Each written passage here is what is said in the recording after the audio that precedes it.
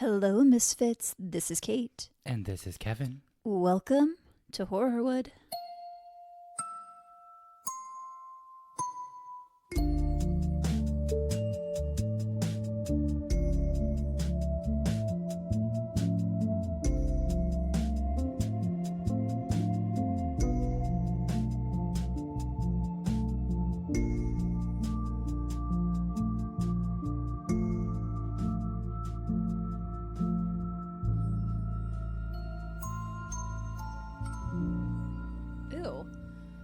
My voice cracked. Welcome to Horrorwood. Horrorwood? The horror really crept in there. It sure did. Hey, everybody. Hey, everyone. Before we get into this episode, I want to give a very quick update on an episode we did a while back. I did it 3 years ago. And then I gave an update this February, just letting people know that the guy was found guilty. He's been sentenced. And as soon as he was, we had multiple listeners message me, which I love. And they were like, did you see this? Yes, saw it, love it. So this was the case of Christy Giles and Hilda Marcela Cabrales Arzola. They were out at a club. They were invited back to this guy's place, and they were given drugs that were laced with fentanyl. They both died.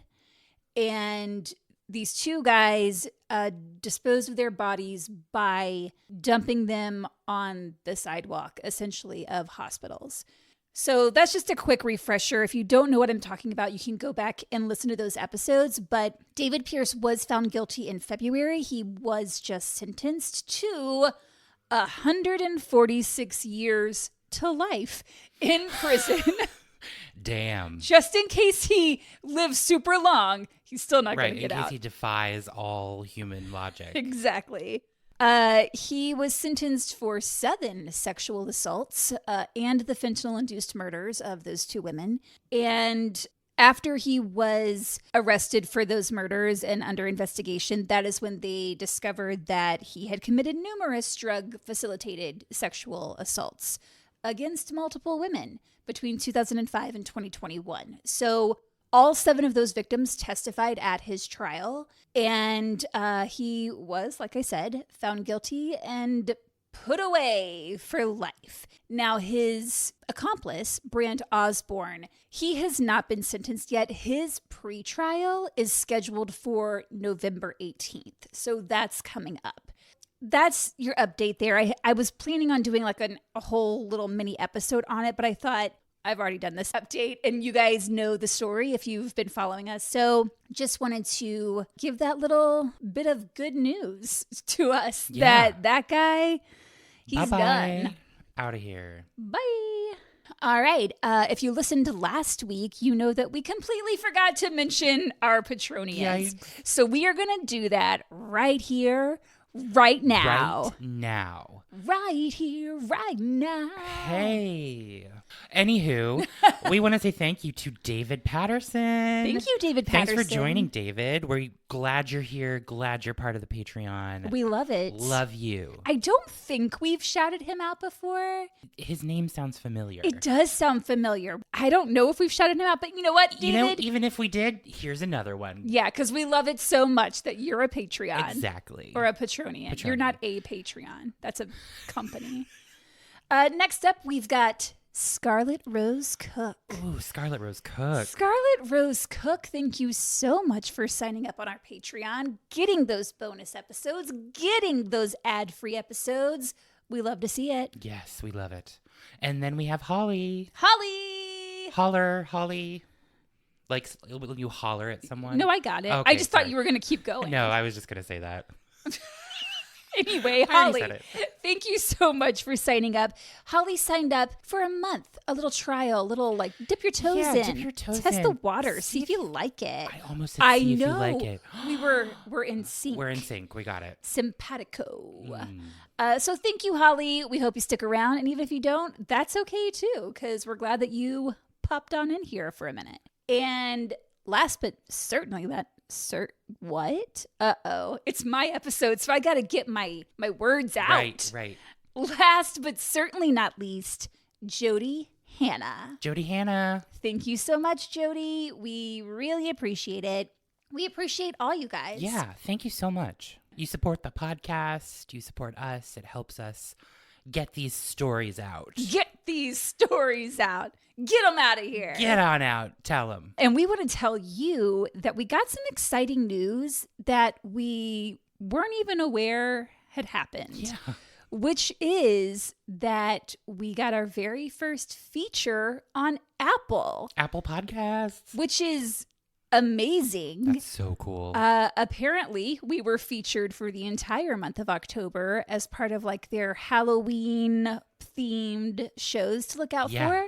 We did some, spooky shows and stuff in October. And so they put us on their feature, which is bananas because we did not know about it. Had no clue. If we had known, we would have been shouting that shit out everywhere. From the rooftops. And also, if you found us through that feature, welcome to Horrorwood. Yes. Hi. We did get a few new followers from that. So we're so glad you're here. Thank you so much. And we are also going to make it so you can subscribe on Apple. Yeah. Like kind of like what we do on Patreon. It'll be slightly different. Patreon has a few more features, but if Patreon's not your thing, you can subscribe on Apple Podcast. You can get the ad-free episodes and the bonus content. There's only one tier. It's basically our Misfit Murderino tier. Yeah. But that's going to be available hopefully soon. As of this recording, it's still in review, so I don't really know how the whole system works. It's a process, y'all. And we're not really a part of it. We let them figure it out. So that should be up and running soon. So be on the lookout for that. Woo. What have you been up to? Oh, I know what you've been up to, Kevin. What?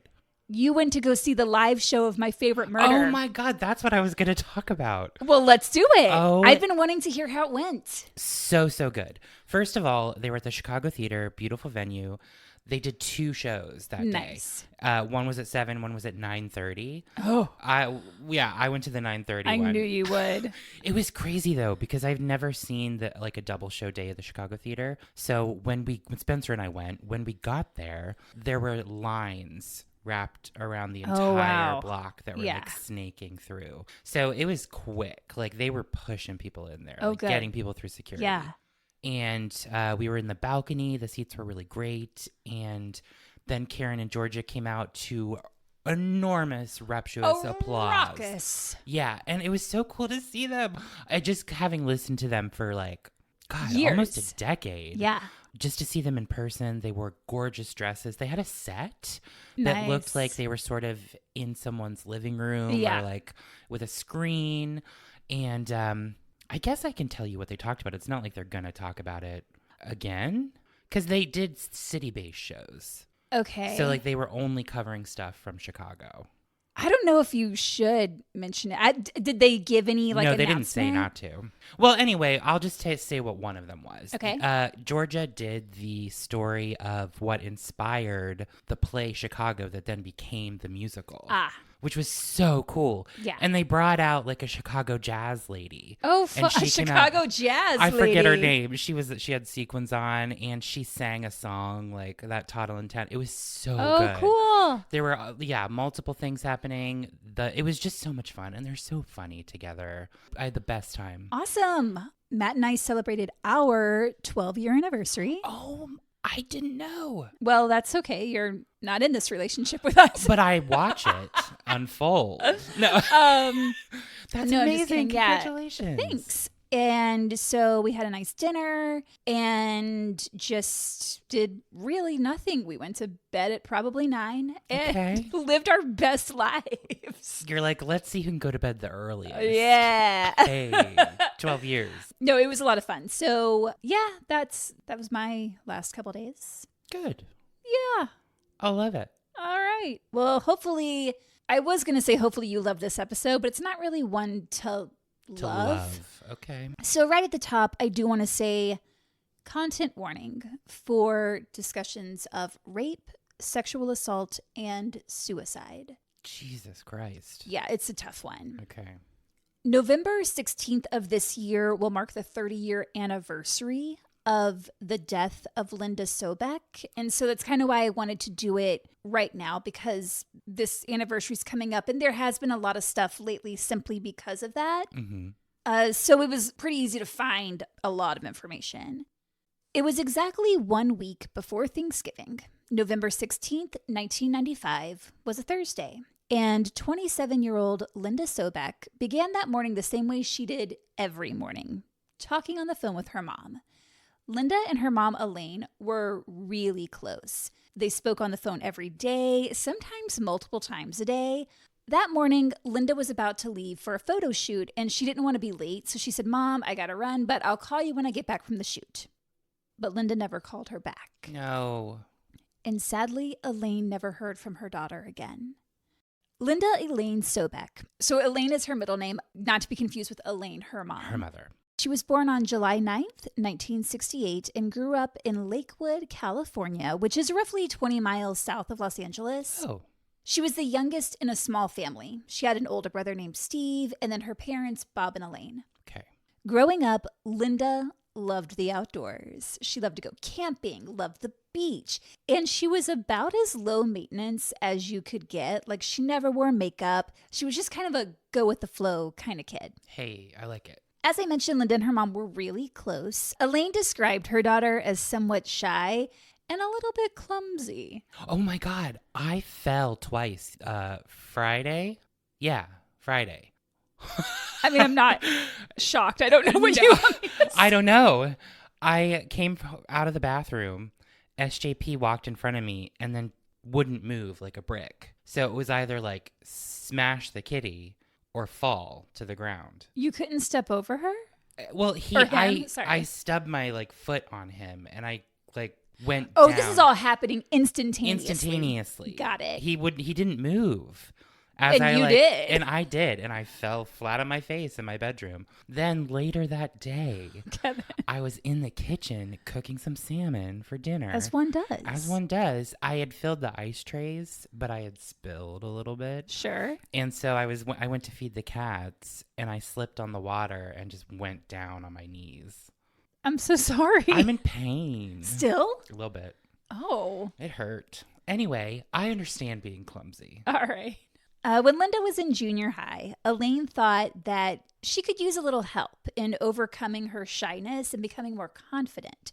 So Elaine was like, "Honey, try a little makeup, maybe a lip gloss. It might just give you a self-esteem boost." Mm-hmm.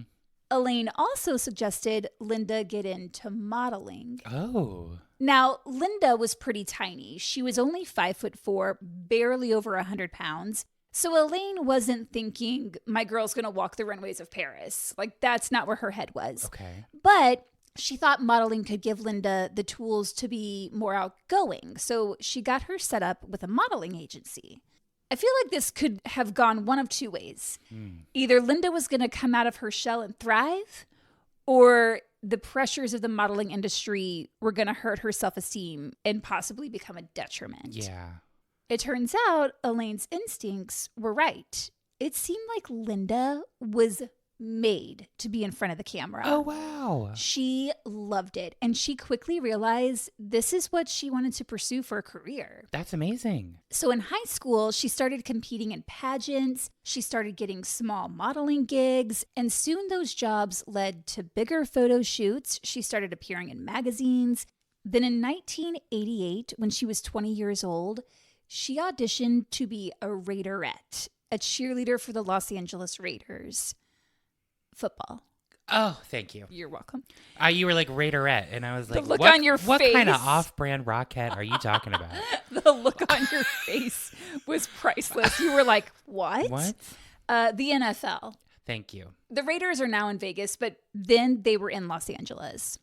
Hundreds of girls tried out, but only a few were selected, and Linda was one of them. She was even named Raiderette of the Year in 1991, and being named Raiderette of the Year was a huge deal. Big deal. Big. Huge. In an episode of The Real Murders of Los Angeles about this case, Linda's fellow Raiderette, Denise Villanueva, describes the ceremony. She said it's this big announcement during halftime of one of the games. I'm going to get some tea. Okay, go for it. Okay, we are back. I had to take a slight break so I can make some hot tea because I have the worst sore throat right now. Also, it's winter today and it's snowing. So it's just a lot of weather changes up in here. The air is dry. Don't even look at my hands. They are crusty and nasty. Oh my God, I just looked at mine. No. Lotion. We need all the lotion.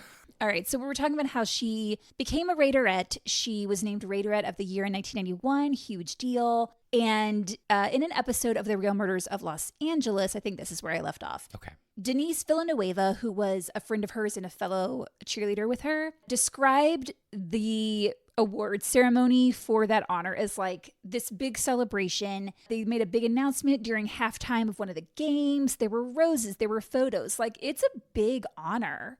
And no one was shocked when Linda was awarded Raiderette of the Year. Denise said, quote, "I think it kind of goes with everything that she set out to do. She was such a professional, always wanted to be the best that she could be." Mm-hmm. Another fellow Raiderette, Brooke Cortese, said, quote, "It's really hard to become Raiderette of the Year, but they chose her because she's such a good-hearted, beautiful person. She's so loving and caring, and it just comes out in her. She just shined." And that was one thing that kept coming up when I was researching this is she was kind of like Miss Congeniality. Aww. Like, she was always there to, welcome in a new girl, or if there was a new model that she met, like she wanted to make sure that they were comfortable, that kind of thing. I love that. What a sweetheart. I also keep seeing stuff about, it's not the same, but like the Miss Universe pageant. Have you seen all the stuff going on with that? Oh, with where Mexico? they walked out. Yeah. Yeah, where they all walked out and made crazy. Good for them. That's amazing. I just think about Sandra Bullock in Miss Congeniality. When you said Miss Congeniality, I was like, Sandra. Yeah, Sandy B. I love that movie so much. Don't even get me started. I love Sandy B. So Linda gained a lot of fans as a Raiderette because they would do a lot of events in the community, a lot of fan outreach, marketing, charity events. And it also put her right in the middle of the celebrity scene because there were always parties after the games, which a lot of celebrities would attend. One thing Linda loved about being part of the Raiderette organization and the Raiders organization is that it allowed her to invite her family and her friends to the games. And they loved that. In an episode of People Magazine Investigates, her brother Steve said it was really exciting because she'd get tickets for the games for us. And it was a really good time. And I think they also got to like hang out sometimes with the players, the celebrities. And so like, it's fun to be able to be the person who can invite your loved ones into that. Yeah. This exposure as a cheerleader put her on the next level. Bigger photo shoots, auditions for TV roles. She was working her way up. Wow. At age 21, she moved out of her parents' house and into a house in Hermosa Beach that she shared with 3 other models. Model house. Hermosa Beach is only about an hour and a half away from Lakewood, so she was still close enough to her parents that she got to see them regularly. That's nice. And Linda stayed busy. When she wasn't cheering in the NFL, she was on a photo shoot. When she wasn't on a shoot, she was at an audition. If she didn't have an audition, she was networking. Her hard work paid off time and time again. Whoa. She started landing on the covers of fitness magazines, car magazines. She was modeling at auto shows. She did calendar shoots, lingerie shoots. Like, she was in demand. Damn.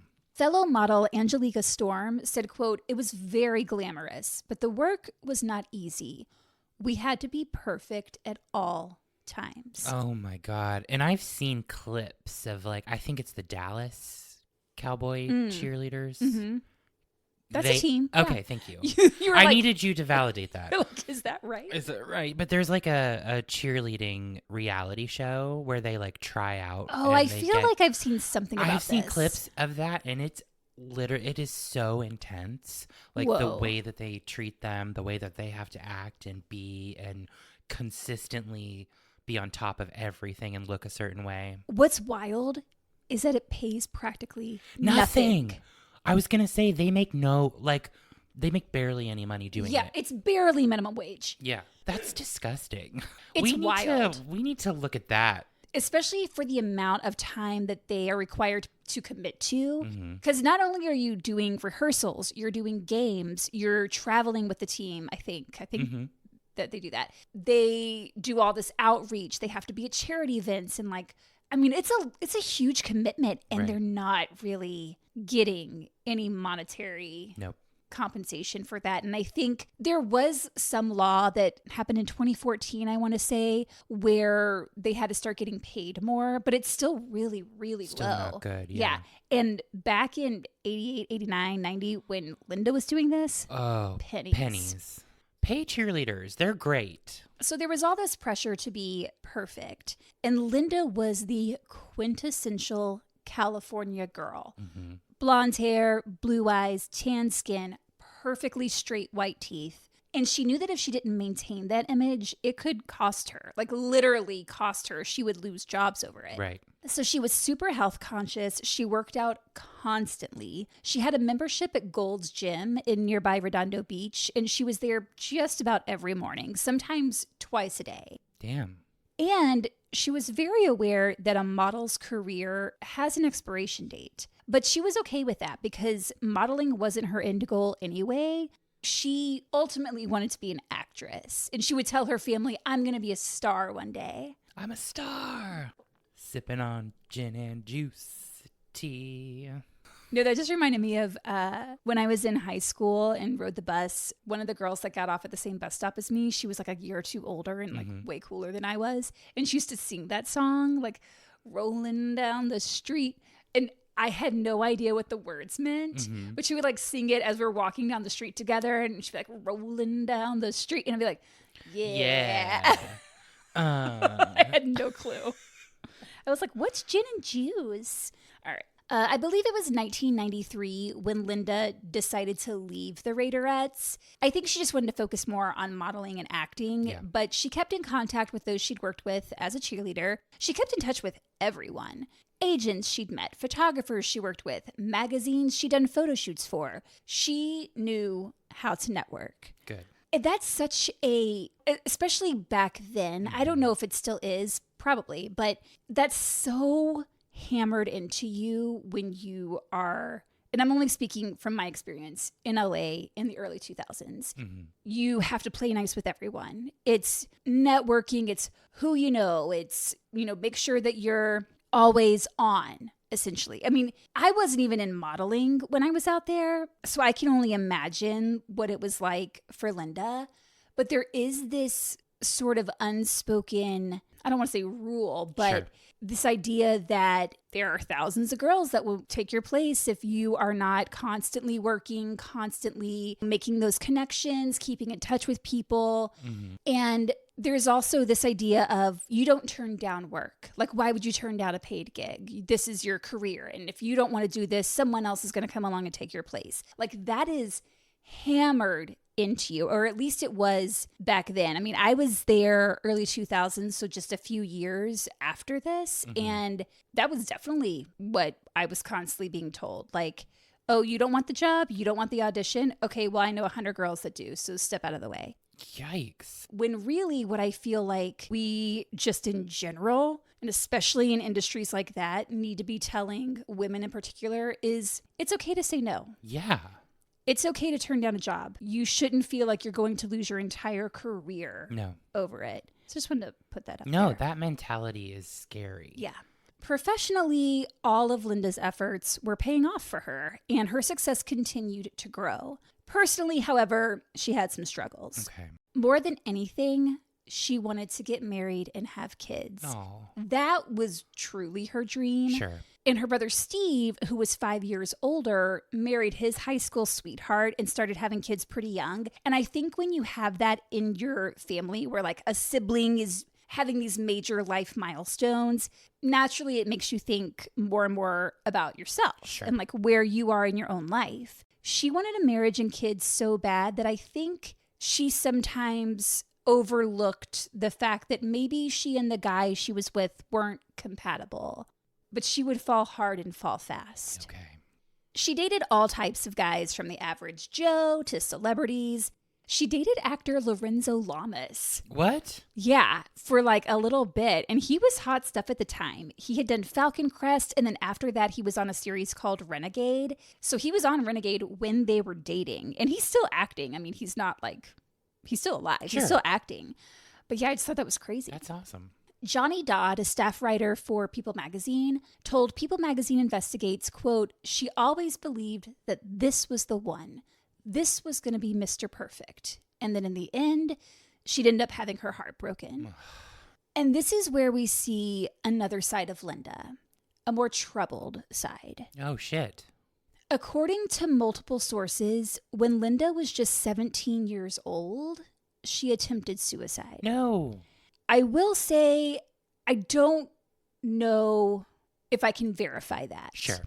Okay. Because the sources don't say like how they know. So if it was like a diary entry, I haven't found that passage because the diary entries do come up in a bit. Okay. But I do want to just put that out there. Okay. Years later, in a diary entry dated July 11th of 1995, she wrote, quote, "I want to love and be loved so bad, but it has to be right. Sometimes I want to die. I mean to kill myself. Now. Well, soon. Sometimes I hurt so bad inside." And she mentions that she'd been saving up sleeping pills and the sedative Halcyon, which is really sad and really scary. This is heartbreaking. Yeah. Is she suffering from depression? There's nothing I found that showed she was diagnosed with that or that she was taking any medication for that. I'm not even sure if her family knew about those feelings. Yeah. Maybe they did, but I just don't know. Okay. Well, that sucks that she was struggling with those and feelings. Especially just given how much she has going for her. She's successful. She has a very loving family. She's super close with her mom, but it shows you just never know what's going on 100%. with somebody. That same summer that she wrote that diary entry, she got baptized. She was going to church regularly. She attended services every Sunday. She did not miss church. She was very into her Christian faith, and I think that gave her a way of coping with some of those emotions that she was feeling. Okay. Work-wise, things couldn't be better.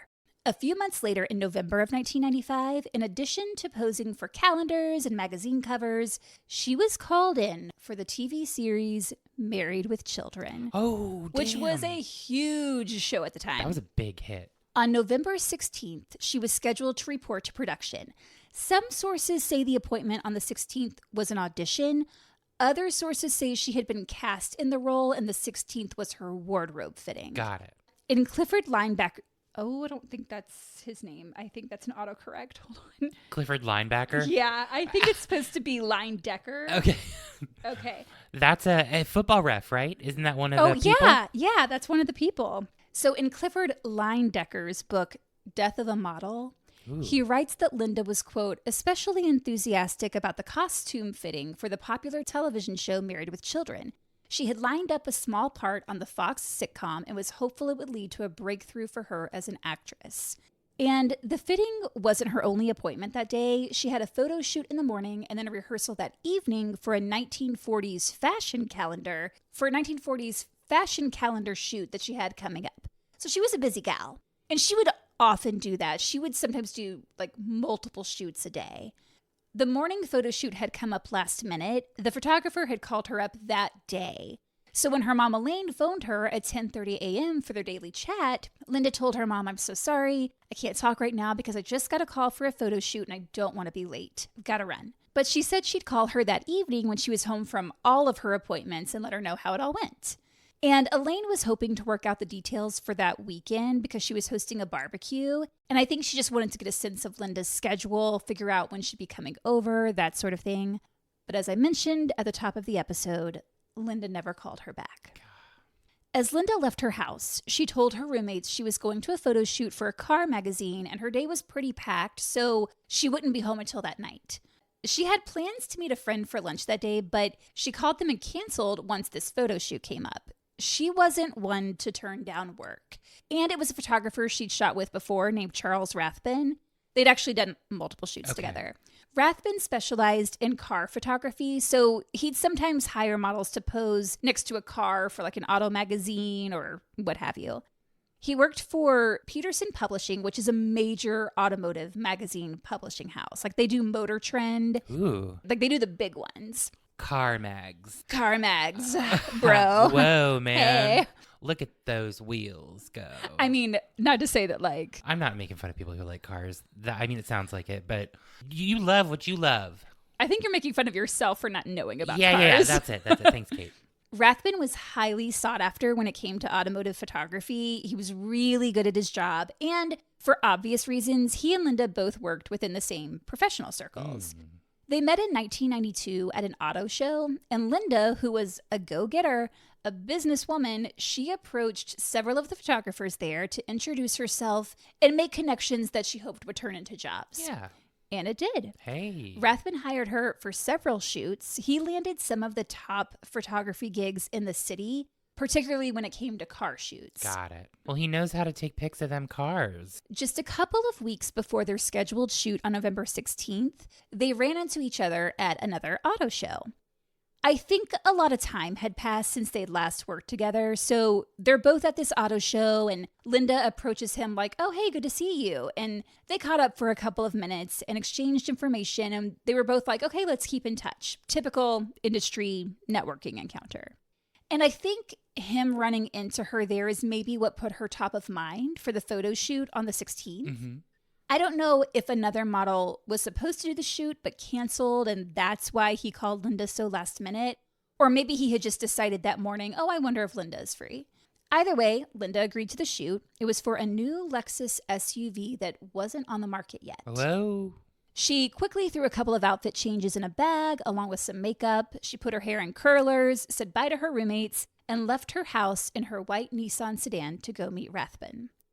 And no one ever saw 27-year-old Linda Sobek alive again. Oh, my God. When Elaine didn't hear from her daughter that evening, she immediately knew something was wrong. Oh. The two of them talked every day. If Linda said she would call her back, she would call her back. Right.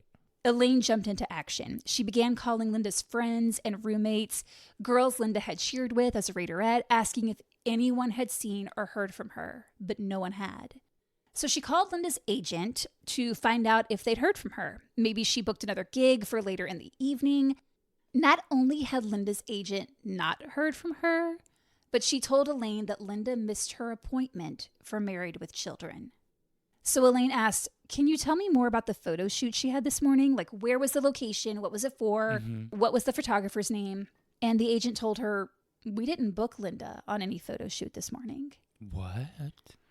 Normally, any job Linda booked went through her agency. Yeah.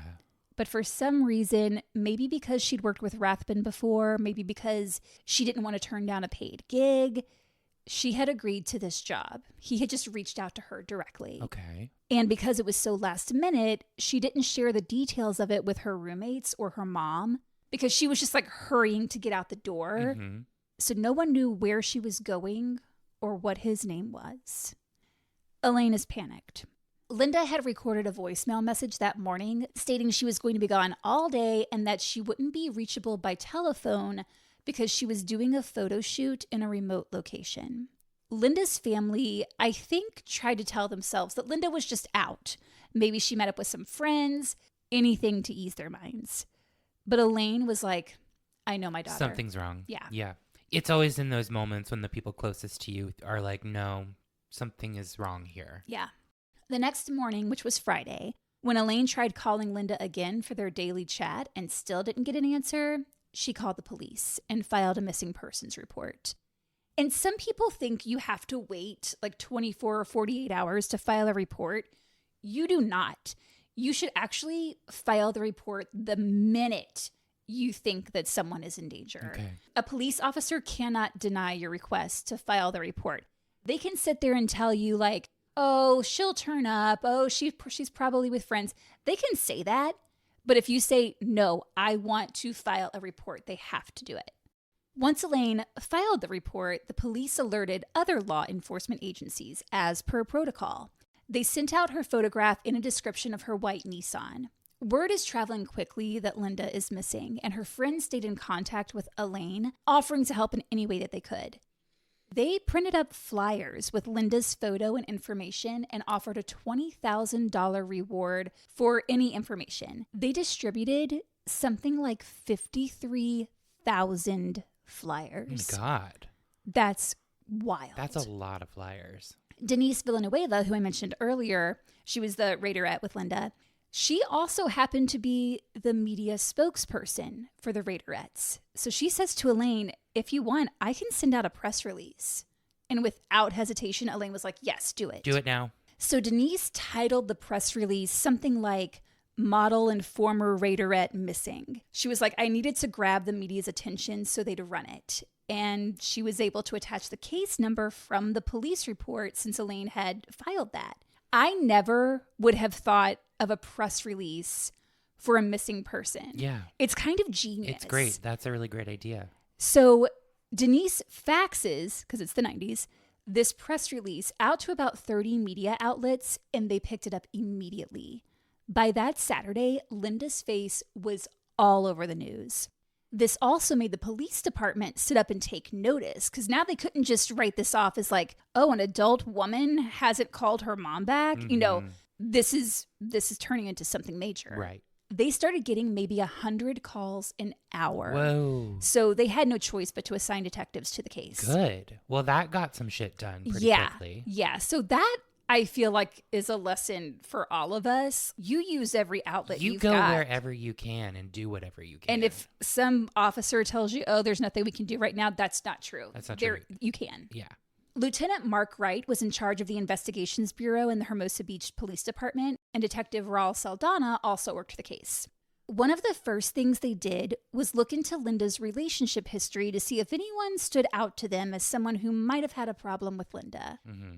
Her brother Steve had his suspicions about one guy in particular. One of Linda's former boyfriends was a bodybuilder, and Linda had complained to her family about him, saying he was really demanding with her, and she always just did whatever he told her. Like, she felt like she kind of just had to go along with whatever he said. And Steve never felt good about that. When they broke up, Linda was really upset about it, but the guy wasn't. So detectives tracked this guy down. He was very cooperative. He went down to the station for an interview, and they were able to rule him out. Wow. Detectives brought in several people, past boyfriends, friends, all these people for interviews, and every single one of them just wanted to help find Linda. Okay. They were all cleared of having anything to do with her disappearance. Officers checked out all the places Linda frequented, Gold's Gym being at the top of the list. Yes. But no one there had seen her in a few days. They looked at restaurants she went to, places she liked to hang out. Nothing turned up. Steve, her brother, took off work and just drove around Hollywood in the hopes that he would see her car somewhere. That has to be so frightening.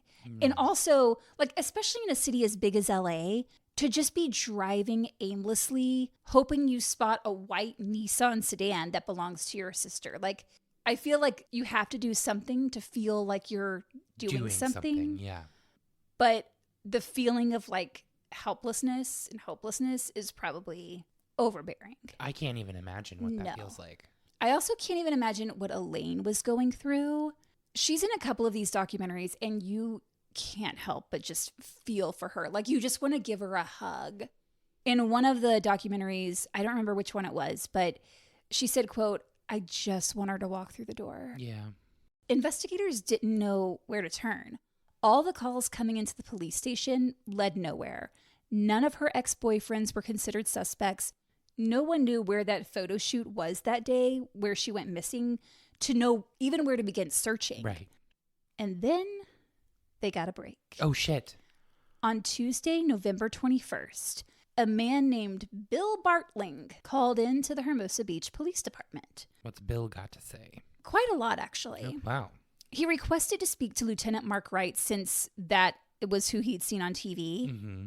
And he told Lieutenant Wright, hey, I just saw the story on the news of the missing model, and I actually found some photographs of her the other day in a trash can along the Angeles Crest Highway. That highway is located within the Angeles National Forest, which is just north of Los Angeles and is about 700,000 acres. Oh my God. And this area is not close to Linda's home. It would be roughly a 2-hour drive from Hermosa Beach. Oh no.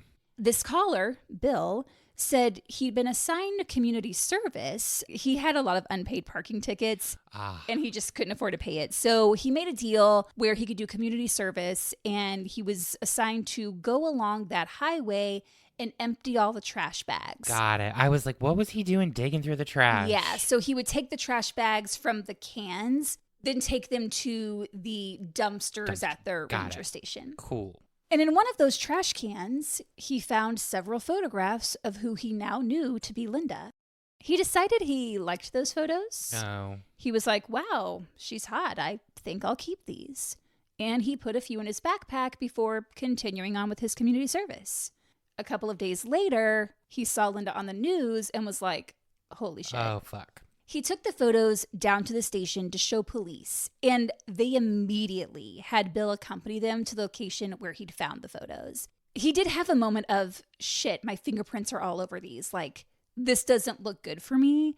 But he was like, I don't care. Like, this is big. Right. And I need them to know about it. So good on Bill. Yeah, good for Bill. Detectives were excited about this new lead, but also knew that the Angeles National Forest is a known dumping ground that killers use to dispose of bodies. The Hillside Stranglers left at least one of their victims there. Serial killer Randy Kraft left at least one of his victims in the forest. 7 bodies had already been recovered from the area just that year. And a couple of years prior, 20-year-old model Kimberly Pandelios had been found murdered in the forest. Oh my God. So all that to say that it wasn't a great sign that Linda's photos were found in the trash there.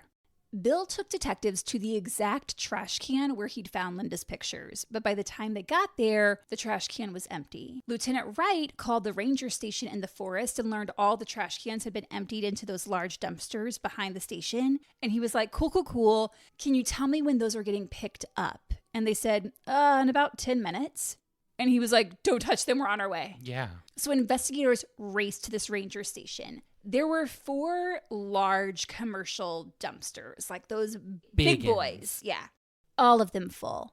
So they start going through each trash bag in each dumpster one by one. Whoa. The first few bags, they're rifling through garbage. They're not really seeing anything that could be related to her disappearance. But then they opened a trash bag that contained more photos of Linda. And in another trash bag, they found her day planner. Oh, no. Where she kept all her appointments, contact info of all the industry people she met. The first thing Lieutenant Wright did was turn to November 16th, the day she went missing. Mm-hmm. But that page had been ripped out. God damn. They relocate all the trash to the Hermosa Beach police station and set up search teams to search that area of the forest. And her community turned out. Her family, friends, raiderettes, they're literally out there with shovels, ready to dig up any area that seems suspicious, looking for clothes, looking for her. So just think about that for a second. Like, you're going out to a remote forest and walking around with a shovel looking for your friend. Yeah. Despite the search efforts, nothing turned up. Back at the station, officers are combing through all that trash. And eventually, they come across an Oldsmobile Bravada owner's manual. The manual isn't what got their attention. It was the piece of paper stuck inside it. A lease agreement for a Lexus SUV prototype. The agreement was dated November 16th, and the name on the agreement was Charles Rathbun. Detective Raul Saldana called the Lexus Corporation to see if they knew Rathbun, and the person he spoke with said, yes, he's a photographer hired to photograph our new SUV. And Saldana asked about Rathbun's reputation, and the person said, he's great. He's highly sought after in the auto industry. Rathbun had borrowed the Lexus that Thursday for the photo shoot and returned it the following Monday. Detective Saldana then called Rathbun. He was like, let me just call this guy up. His phone number's right there on the agreement. Yeah. And he says to him, hey, I'm working a case regarding a missing person. Do you know Linda Sobek? And Rathbun said, yeah, I know Linda. I photographed her a couple of years ago for a magazine. And Saldana asked, when did you last speak to her? And Rathbun said, I met her at a Denny's restaurant on November 16th regarding a photo shoot I was doing for Lexus. He said it was just a meeting to see if he thought she was right for the shoot. but that after looking through her portfolio, he didn't think that she was the best choice necessarily. So he thanked her for coming down, and she got in her car and drove away. So Saldana asked him if he'd come down to the station to give a formal statement, and Rathbun said sure. But he didn't show. Saldana calls him again. He's like, hey, what happened? Are you coming down? And Rathbun says, yes, I'm so sorry. I'll be there at 2:00. And then out of nowhere, he says, I guess it's really important you talk to me considering I was the last person to see her. What? Why would you say that? Right? Saldana never said that he was the last person. So why does Rathbun think he was the last person to see her? Earlier, he said he watched her get in her car and drive away. She could have driven to a friend's house. She could have met someone for lunch. She could have run some errands. She could have encountered so many people if she had, in fact, driven away. Right. So Saldana knew right then that Rathbun was involved in Linda's disappearance. Yep, immediately. Detectives went to the Denny's that Rathbun had mentioned, which was just a few miles from Linda's home. And in the parking lot was Linda's white Nissan. Oh, no. And judging by the amount of dust that had accumulated on the outside of it, it was clear it had been there for a few days. Crazy they didn't have a toad or something. Well, her car being parked there never raised suspicion among anyone working at the Denny's because they said people are in and out of there all hours of the day and night. Then you wouldn't necessarily catch a car that's been sitting there. Yeah, they said no one really noticed. Right, if your parking lot's like never really empty. Yeah. Detectives are now pretty eager to talk to Rathbun, but once again, he was a no-show for their meeting. A great way to look suspicious AF. He immediately gives himself up. He's just like, yeah, weird. Last person to see her. Yeah, crazy, right? So he's now missed 2 meetings that he was supposed to talk to detectives. And he's now the primary suspect. There you go. So detectives put a surveillance team to watch Rathbun's home in Hollywood. And just a few hours in, the team calls Lieutenant Wright and says, you're not going to believe this, but the suspect just came outside and shot someone. What is happening? They said LAPD just arrived, they arrested him, and he's been taken to the police station in Hollywood. An even better way to look suspicious AF is to shoot someone a few hours after you're a no-show for your meetings with detectives. The person he shot was okay and was actually a friend of his, someone he'd once dated. With friends like these. Fabulous. Her name was Shannon Meyer. She was actually a reserve deputy sheriff, and according to her, Rathbun called her up after drinking all afternoon and told her he was involved in Linda's death. Shannon did not call police to report what he'd said. Shannon. Claiming she didn't believe him. She said, well, he's a big practical joker. She's a deputy. This man has just told you he's involved in someone's death, and you're like, oh, you jokester, you. Even though she claimed she thought he was joking, she did call an attorney for him as soon as they got off the phone, and the two of them, Shannon and the attorney, rushed over to Rathbun's house because they feared he was suicidal. So I don't buy that she thought he was joking. No, I think she was just trying to protect him. Oh, 100%. Yeah, off the phone with him and then a lawyer immediately. Together going over to his house. And when they got to his house, Rathbun came outside with a gun and fired it towards the ground, and the bullet ricocheted and hit Shannon in her arm. So LAPD took him in, and the Hermosa Beach detectives began questioning him. Detective Saldana said, so what happened with Linda? And Rathbun said, it was an accident. Oh, God.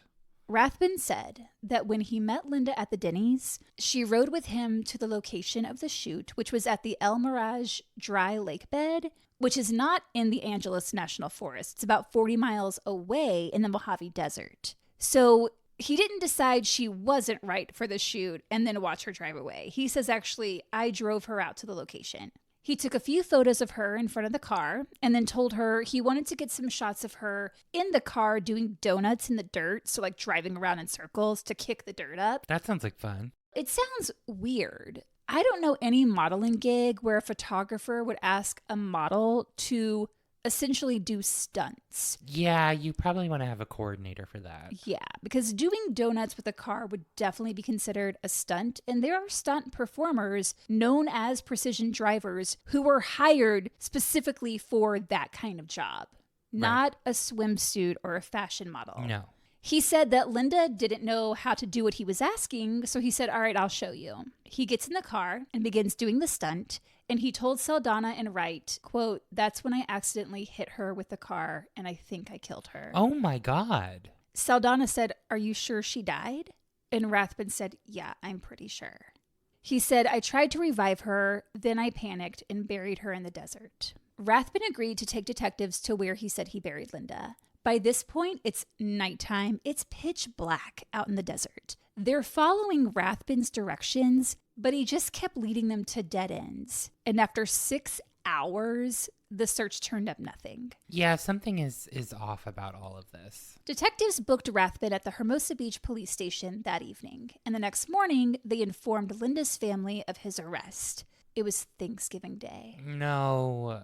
Officers checked out that Alexis SUV again, which had been preserved ever since they tracked it down. They didn't find any damage to the outside of the car, like not even a dent. I was going to say, if you're doing donuts. Well, if Rathbun had hit Linda with the vehicle, there would be a mark. There would be evidence of that. Right.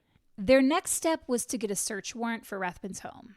And oh, did they find some stuff. They discovered more than 100 firearms in his house. Where do you even keep all those? Why do you need that many? Yeah, you don't need 100 guns. No. On his computer, they found pages upon pages of derogatory remarks about women, particularly blonde women. They also found a computer bag with a towel, cord, duct tape, alcohol. Basically a kill kit. Yeah. And they found dozens of photographs of women posed in what is described as, quote, death pictures. Ew. This is from the Associated Press. The article says dozens of photos were found of, quote, women clearly portraying death, though no blood or weapons were shown. And there's no explanation beyond that. That's terrifying. It just says investigators were attempting to contact all those women to see if they're okay. Yeah. And I never found a follow-up article confirming that they're okay. So it's just pictures of, like, essentially dead women, but not actually dead. Maybe. That's the thing. The way they describe it makes it sound like they're pretending to be dead. That's what I was gleaning from that. It's really bizarre. Either way, what a weird thing to have in your house. Weird. The search of Rathbun's house took all of Thanksgiving Day and night. The next morning, detectives were informed that Rathbun had attempted suicide the night before by cutting his wrist with a razor from a shaving kit he'd been given. The jailer just gave him the kit and then walked away. So after Rathbun slit his wrists, he used his blood to write on the wall of his cell, quote, I'm sorry, I didn't mean to hurt anyone. Detectives weren't buying that he tried to kill himself. No. Because when they checked him out, the razor marks were very shallow, just little superficial marks. Which also, I don't know how he got that much blood, because I saw the picture of the writing on the wall in blood. It's a lot of blood. But then they show his wrists. And you're like, how? It's teeny tiny. I don't know what's going on there. The human body is a mysterious thing. You're right. That's true. Saldana makes another attempt to try to get Rathbun to lead them to Linda's body, and Rathbun agrees. He says, okay, I'll take you to her. They go by helicopter, and this time, rather than go to the Mojave Desert, Rathbun has them fly over the Angeles forest. And he started doing the same thing as before. Oh, I think it's over there. They fly over there, land, search around, nothing. Back in the helicopter, oh wait, she's over there. Same thing. They land, search, nothing. And officers were running out of time because they were going to have to turn Rathbun over to the sheriff's department where he would be placed on suicide watch. And once that happened, they wouldn't have access to him. So Lieutenant Wright tried playing into him a little bit. He was like, hey, you said it's an accident. I believe you. This was a terrible accident. These things happen. If you can help us find her, that only helps you because we can prove this was an accident. It'll corroborate your story. This is your chance to help your own defense. Mm-hmm. So Rathbun thought for a second, and then he points over there. They fly in that direction. Rathbun points down and says, that's the spot. When they landed, They went over to a large rock, pushed it aside, brushed away some dirt, and there was Linda. He knew the whole time where she was. Yep. The news was covering all of this live. Like, the newscopters are following the police copter. So they're showing the helicopter flying around. They show it land. They show the detectives go to that rock. It's all live. And that is how Linda's mom, dad, and brother learned she'd been found. Oh my God. They were watching all that unfold on TV. And they had to see it happen in real time rather than get a phone call. Yep. No. Luckily for investigators, I would say, Linda's body had been perfectly preserved because it was so cold up there in the forest, because she's literally on the side of a mountain. Yeah. Her body had been buried at an elevation of 6,500 feet, so she had not decomposed. And the autopsy was able to provide a lot of information. Rathbun maintained he'd hit her with the car. And actually, her family was hoping that was indeed the case because they figured that would have been quick and hopefully she didn't suffer much. But there was no evidence on Linda's body indicating she'd been hit by a vehicle. Unfortunately, she experienced a much more violent and horrific death. So here's where all those content warnings come in. Oh no, I forgot about the content warnings. Linda had blunt force trauma to her head. She had deep ligature marks on her ankles, but the marks showed her legs had not been tied together. They had been tied apart. Oh. Each leg had been individually tied to something to keep her legs apart. And she was violently sexually assaulted. Mm-hmm. She had been sodomized with an object that detectives believe was a gun. No. She had bruises on her thighs. One of her earrings had been ripped out of her ear. And she had defensive wounds indicating she had really struggled. Her official cause of death was ruled homicide by strangulation. Additionally, her blood alcohol level was well over the legal limit, which is curious. And Rathbun will go on to say that Linda had been drinking on the photo shoot, which I'll get into in a second. Okay. But I just don't know that we can rely on the blood alcohol result because although, yes, her body had been preserved due to the cold temperatures, she'd been out there for 9 days. Mm-hmm. After death, bacteria in a person's body can produce alcohol, which would give a false positive result. I just don't know how accurate Linda's test result is. I'm not saying the coroner got it wrong. We just don't have all the details as to how they determined that her blood alcohol level was due to alcohol consumed before death. Okay. When Rathbun and his attorney were confronted with all the evidence, they said, whoa, you've got it all wrong. After the autopsy results came out, Rathbun modified his story yet again and said that Linda wasn't the good Christian girl everyone thought she was. He said that while they were in the desert, he dared her to take a swig of tequila. Remember, in his bag, he did have a bottle of alcohol, along with cord and tape. Right. So, according to him, she takes a swig, and he said that she just kept drinking and drinking until she was drunk. Linda, the consummate professional who had an appointment with a hit TV show later that day, then a rehearsal for another shoot, just got stupid drunk while on the job. Nope. Sure. He then claimed that she started coming on to him hardcore, was all over him, and the two of them engaged in consensual sex. And that after they had sex, they continued with the photo shoot. And that's when he accidentally hit her with the car, he says. He claimed that after he hit her, he tried to put her into the back of the Lexus so he could take her to get help. He's just a good guy, Kevin. Right? He just wants to help her out. Yeah. But that she, quote, lost it and started screaming at him, hitting him and kicking him. He said she was out of control. He claimed that she started kicking the inside of the vehicle to try and damage it so he'd get into trouble. So he climbed on top of her to try to prevent her from damaging the car. And in the struggle, he suddenly noticed she wasn't breathing anymore. It takes a lot of force to strangle someone to death. 4 to 5 minutes of consistent pressure. She was tiny. She was 5'4", 105 pounds. He was a bigger guy at 6'3" and over 200 pounds.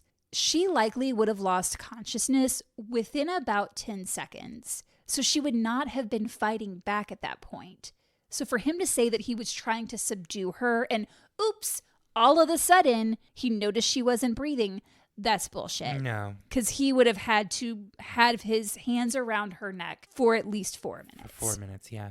I saw a play once where they strangled someone on stage and they did the entire 4 to 5 minutes. Yeah. And I was like, so uncomfortable. Yeah. But awful. Despite the evidence, Rathbun pleaded not guilty, and the trial was set for October the following year. Rathbun's coworkers couldn't believe the stuff that was coming out about him. So who really is 38-year-old Charles Rathbun? Rathbun grew up in a middle-class family in Ohio. He was the youngest of 4 kids. He had an older brother and 2 older sisters. He got into photography in high school and started taking pictures for the school newspaper. Mm-hmm. And in the school yearbook, there's a photo of the newspaper staff. And mostly everyone is there smiling.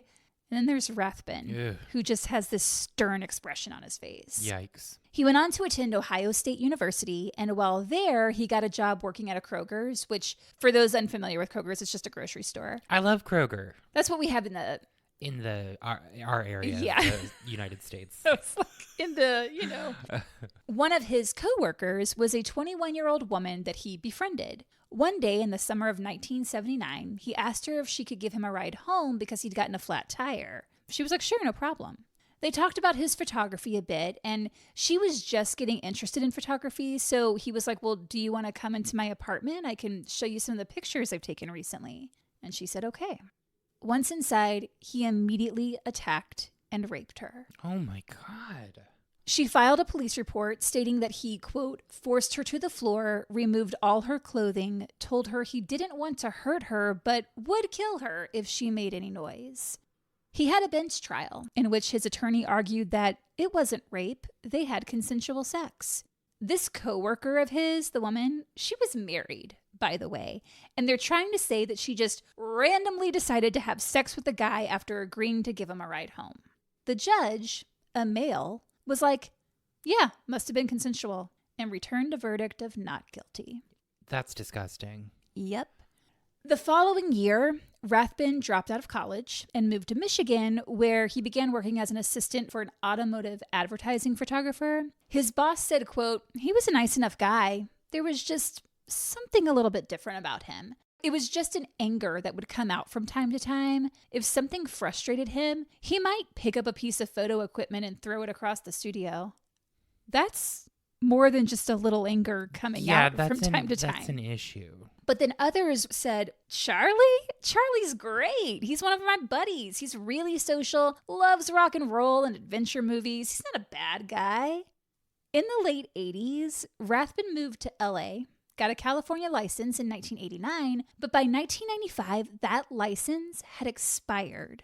He didn't even have a valid California license when he rented the Lexus. How did nobody catch that? No idea. He had a Michigan license. I don't know if it was expired or not, but he did keep that license. And he did have a state ID for California. So I wonder if they took that instead, or if because of his reputation. At this place, they were just like, yeah, sure, go ahead. Yeah, because he had shot for them before. So it could have been that he had his license valid before. They just went on that same and paperwork. They just assumed that, he was an upstanding citizen who... Right, and then they said, like, oh, this guy's awesome. We love him.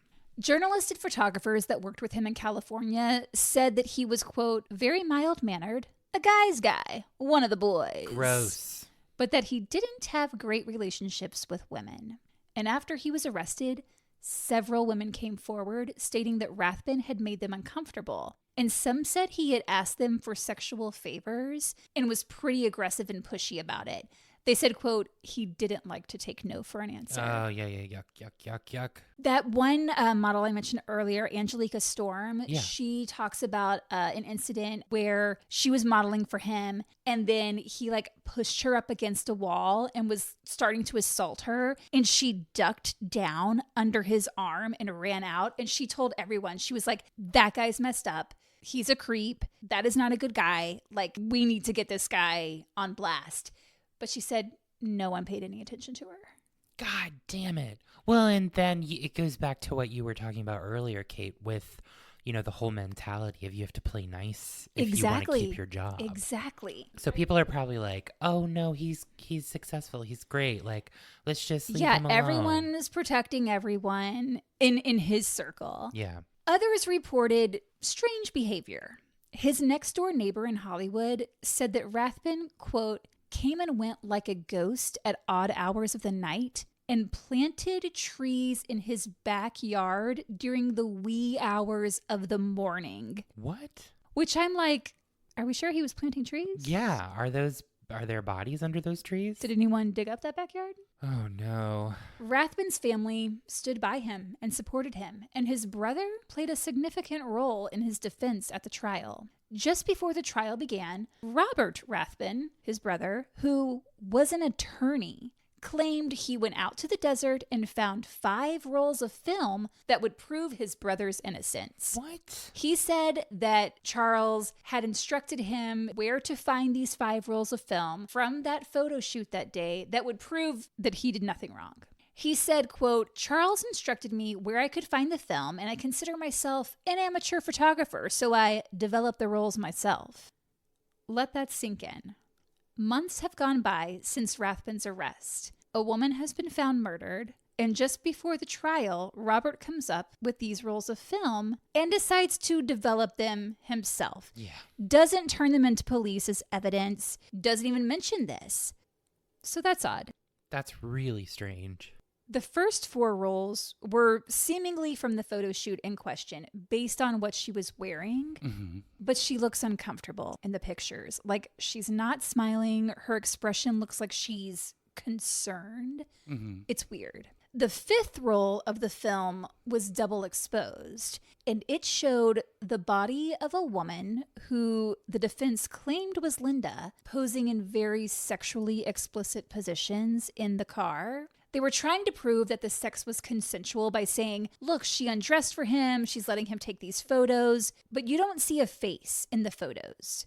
You see genitalia. Oh, no, that's disgusting. And when detectives looked closer, they noticed, because it's double exposed, they noticed that the other image was like the steering wheel of the car, and the insignia on the steering wheel of the vehicle shown in the image was not a Lexus, but an Oldsmobile. Okay. So it's not even the right car. Yeah. These pictures are what he is thinking are going to prove his defense. Great. The medical examiner had to examine the images in the photos and compare them to Linda's body. And she determined this is not the same woman. But the defense entered these into court, and the photographs were shown to the jury and the entire courtroom. And not just the images of the photo, they showed side-by-side photos of Linda's genitalia next to these images for comparison. Oh my God.